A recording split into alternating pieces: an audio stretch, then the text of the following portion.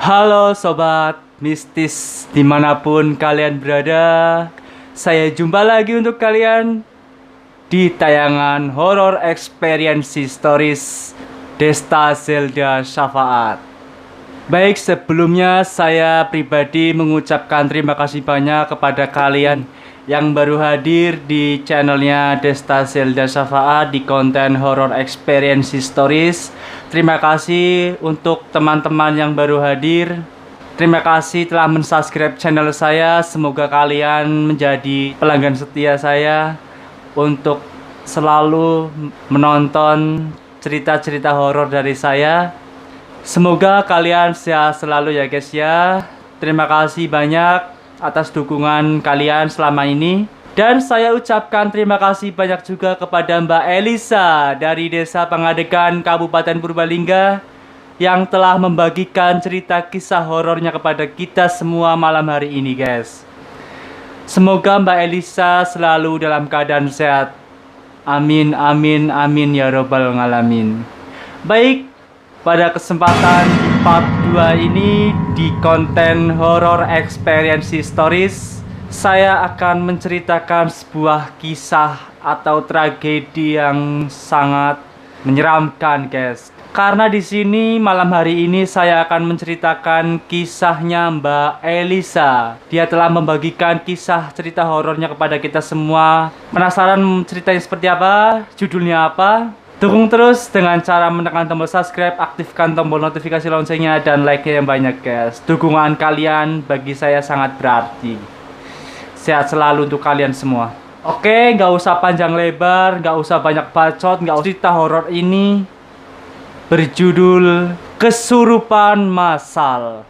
Baik, awal mulanya Mbak Elisa pada masa sekolah dulu di SMK Negeri Kejuruan di Desa Pangadegan, Purbalingga. Sekolahnya akan mengadakan sebuah pelantikan bantara baru di sekolah tersebut. Pada kegiatan pelantikan bantara ini atau yang disebut dengan pembayatan bantara. Pada kisahnya Mbak Elisa, pada zamannya pembayatan bantara ini tepat di angkatan 3 pada waktu itu guys. Seperti biasa sebelum kegiatan dimulai pasti akan diadakan briefing atau rancangan sebuah kegiatan untuk di lapangan di hari hanya. Semua anggota bantara senior maupun junior bersama guru pembimbingnya melakukan sebuah briefing bersama di sebuah ruangan. Setelah itu mereka sudah menyepakati sebuah lokasi yang akan dituju untuk melakukan sebuah pelantikan bantara angkatan 3 ini. Tandanya lokasi telah disepakati bersama. Ya, lokasi ini berada di sebuah lapangan di Desa Pangadegan. Tetapi lokasi lapangan ini berdekatan dengan hutan, guys. Jangankan hutan saja, di sini juga ada makam umum dan sungai. Wow, seram ya.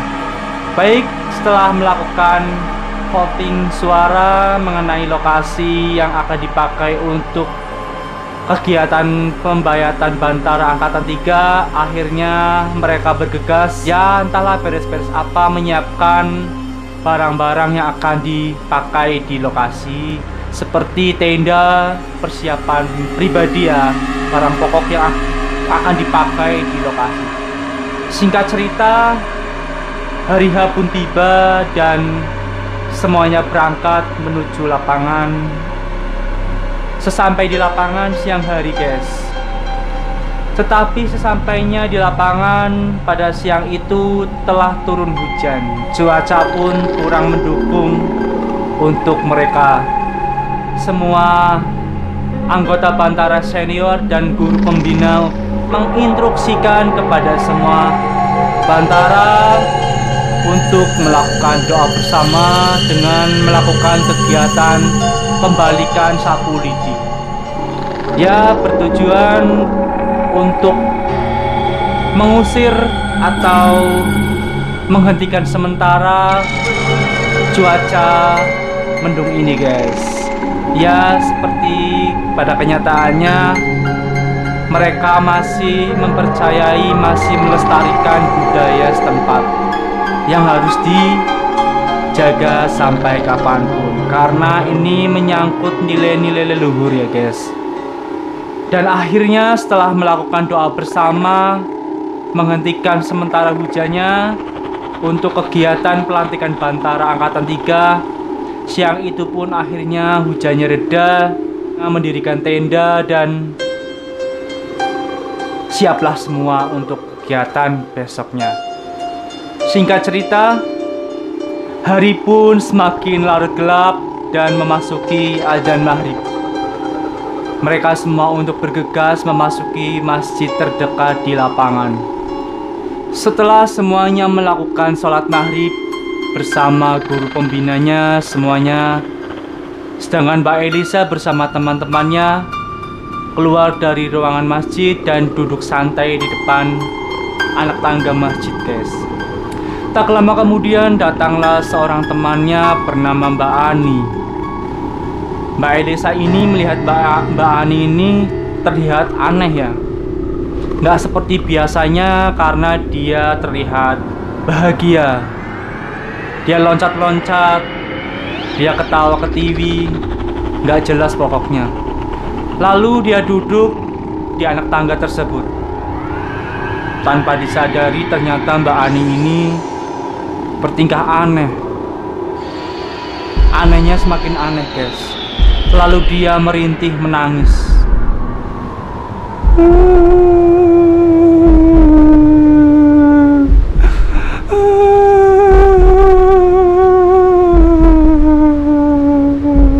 Ya kurang lebihnya merintih seperti itu. Dan Mbak Elisa pun ketakutan pada waktu itu. Dan ternyata Mbak Ani ini kesurupan. Tanpa membuang banyak waktu, semua Bantara membawa Mbak Ani ini ke dalam masjid untuk dinetralisir, dibuang sosok jinnya guys. Tapi sebelumnya senior Bantara temannya mengatakan pada siang tadi saat di lapangan, temannya Mbak Elisa ini melihat satu sosok Mbak Kuntilanak. Dia berdiri di pojok lapangan guys.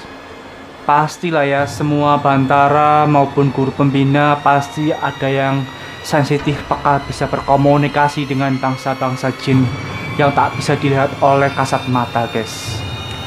Dan akhirnya temannya Mbak Elisa ini diobati, dinetralisir, dan akhirnya tenang kondusif. Sedangkan Mbak Elisa memilih untuk jalan-jalan ke lapangan, mengecek lapangan guys. Dan pada waktu itu juga Mbak Elisa melihat teman-temannya ternyata ada yang berada di masjid sebelah. Teman-temannya Mbak Elisa ini duduk di depan masjid, di anak tangga juga. Dan Mbak Elisa pun berkata kepada mereka, "Loh, kok kalian di sini nggak ikut gabung ke sana?" Dan teman-temannya Mbak Elisa pun menjawab, "Nggak ah, saya takut kesamber kesurupan mereka. Karena kesurupan itu bisa menyamber siapa saja di saat kondisinya sedang panas, sedang tidak stabil, sedang lemah fisiknya, sedang capek ya, dan tidak kontrol hatinya, tidak beristighfar." Dan akhirnya Mbak Elisa ikut duduk-duduk santai di anak tangga masjid kedua itu guys.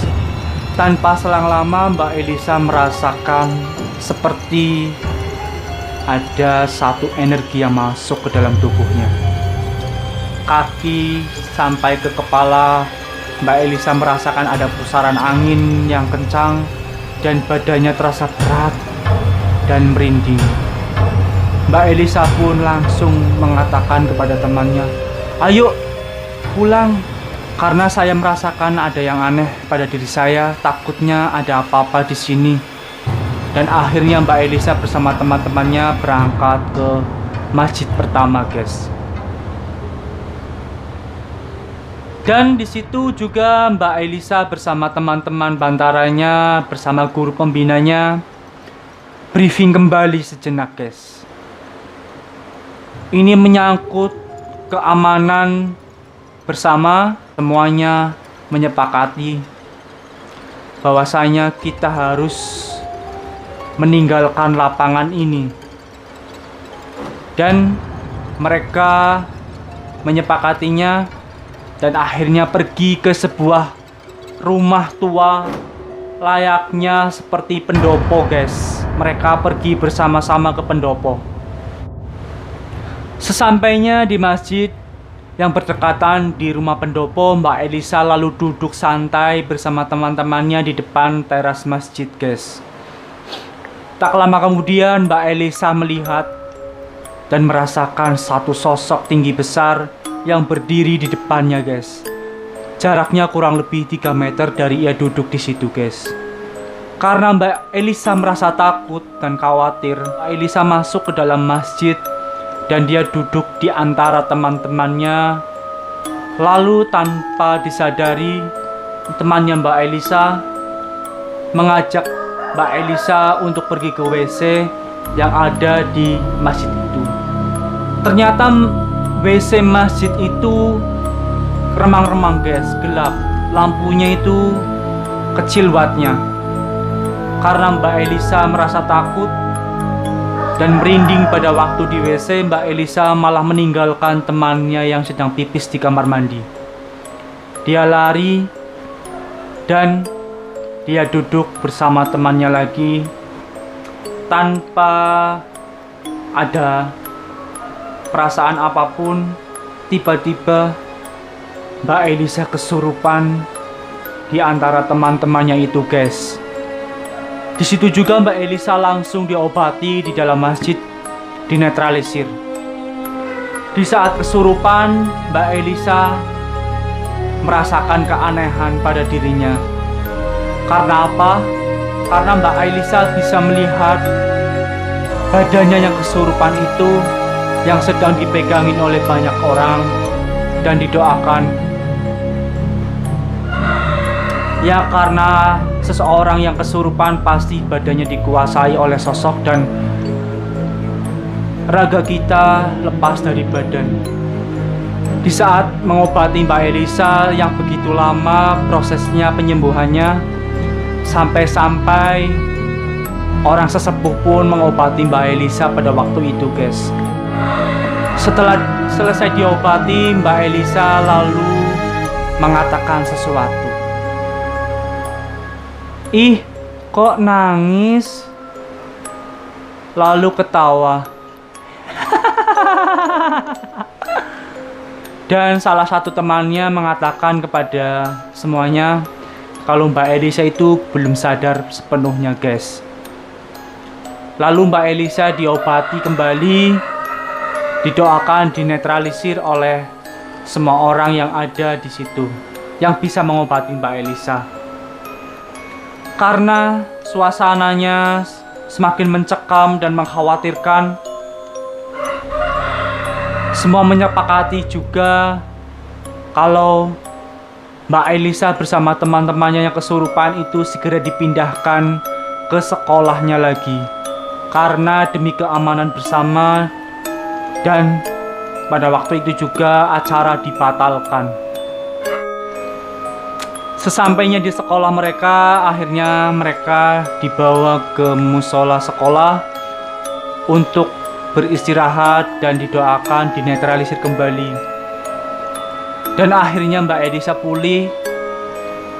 Karena habis kesurupan, badannya Mbak Elisa sangat lemas. Dan di waktu itu juga Mbak Elisa melihat teman-temannya ada yang kesurupan lagi. Karena teman-temannya Mbak Elisa dan guru pembinanya khawatir dengan kondisi Mbak Elisa yang masih lemas habis kesurupan. Sampai-sampai Mbak Elisa dijauhkan dari mereka yang sedang kesurupan kembali, guys. Pokoknya yang habis kesurupan gak boleh dekat-dekat dengan yang kesurupan karena takut kesambet lagi ya.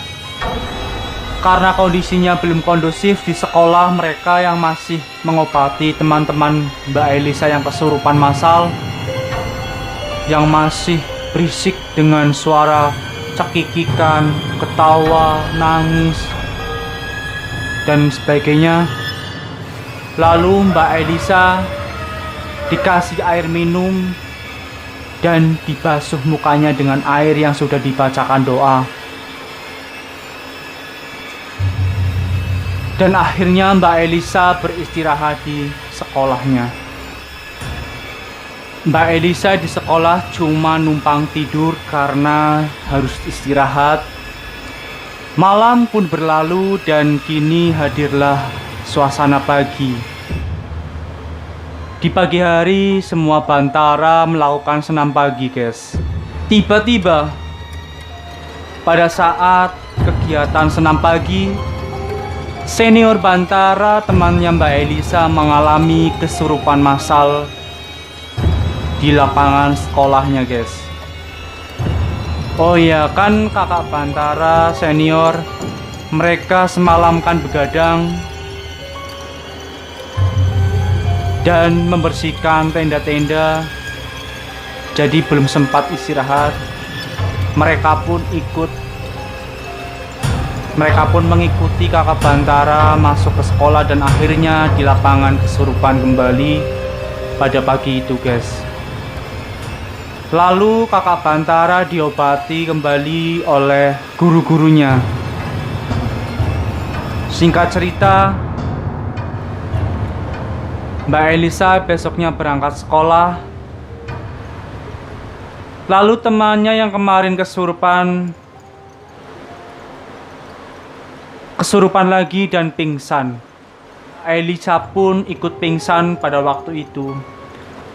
Lalu digotong ke musola sekolah, guys, untuk dinetralisir kembali. Dan temannya yang kesurupan itu disuruh untuk pulang karena takutnya menyambar ke teman-temannya yang lain. Tetapi Mbak Elisa pada saat sudah membaik, sudah dinetralisir, Mbak Elisa pun tidak pulang ke rumah, melainkan ikut kegiatan pembelajaran seperti biasa. Setelah beberapa minggu kemudian, setelah melakukan kegiatan pelantikan Bantara Angkatan 3 yang dianggap itu gagal karena ada kesurupan massal, pada waktu itu karena Mbak Elisa kelas 12, ada kegiatan ujian praktek. Dan untuk memilih beberapa kegiatan, tetapi teman-temannya memilih pentas seni rebana. Pada waktu itu Mbak Elisa bersama teman kelompoknya memutuskan untuk latihan di ruangan TKJ milik adik kelas karena lebih dekat dengan pintu gerbang. Di saat mau latihan, Mbak Elisa lalu mengatakan sesuatu. "Yuk, jangan latihan di sini, kita latihan di luar saja." Tetapi teman-temannya menjawab, "Enggak ah, di sini kan adem sejuk udaranya." Lalu di saat itu juga terdengar suara lemparan benda jatuh di ruangan sebelah.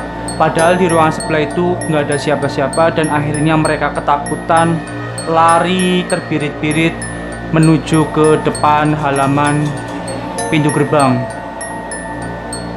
Dan akhirnya mereka latihan di depan halaman pintu gerbang. Karena tempat latihannya itu di depan gelahan gerbang dan berdekatan dengan kantor dan WC. Setelah selesai latihan, temannya Mbak Elisa tiba-tiba duduk di depan WC dan tiba-tiba menangis karena cuma ada 5 orang, nggak ada orang lagi. Lalu dinetralisir, disuruh beristighfar ya. Dan nggak basa-basi panjang lebar, akhirnya Mbak Elisa memutuskan untuk pulang ke rumah. Terima kasih telah menonton cerita horor saya. Dan itulah kisahnya Mbak Elisa semasa sekolah di saat ada kegiatan pembayatan Bantara Angkatan 3 Gimana guys? Bila kalian menyukai dengan ceritanya, kasih jempol yang banyak dan komen di kolom komentar. Next part 3 pasti ada untuk kalian yang terbaru. Dan saya akan mengupload setiap hari Selasa jam 9, paling lambat jam setengah 10 malam. Terima kasih sudah menonton channel saya. Jangan lupa subscribe, like, komen. Thank you. Sehat selalu untuk kalian. Assalamualaikum warahmatullahi wabarakatuh.